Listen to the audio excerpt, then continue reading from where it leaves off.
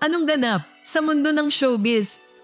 Nagbigay ng paglilinaw si It's Showtime host Bong Navarro kaugnay ng kontrobersyang nag-uugnay sa kanya at kay Kim Chiu sa pagkakaaresto ni dating Pangulong Rodrigo Duterte. Sa kabila ng gulo at ingay, sana mahanap niyo ang inyong dahilan ng paghinga. At ang inyong paghinga ay, I say, deserve niyo yun.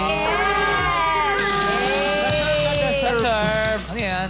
At para naman, galing sa'yo to, di ba kanina?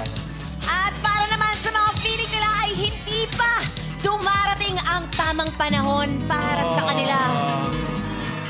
Ang masasabi namin, deserve. Ayon kay Navarro, wala siyang anumang masamang intensyon at binasa lamang niya ang script na ibinigay sa kanya. Agad na itinanggi ng aktor ang paratang at ipinakita pa ang kopya ng kanyang script bilang patunay na wala siyang pinatutungkulan. Nagugat ang issue matapos may kumalat na maling interpretasyon sa social media kung saan ikinonekta ng ilang netizens ang linyang binitiwan ni Chiu sa programa sa sitwasyon ni Duterte.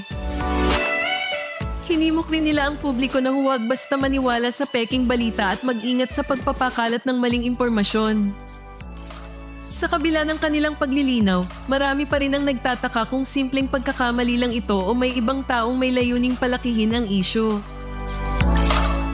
Sinadya nga bang ipakalat ang kontrobersyang ito upang guluhin ang opinyon ng publiko?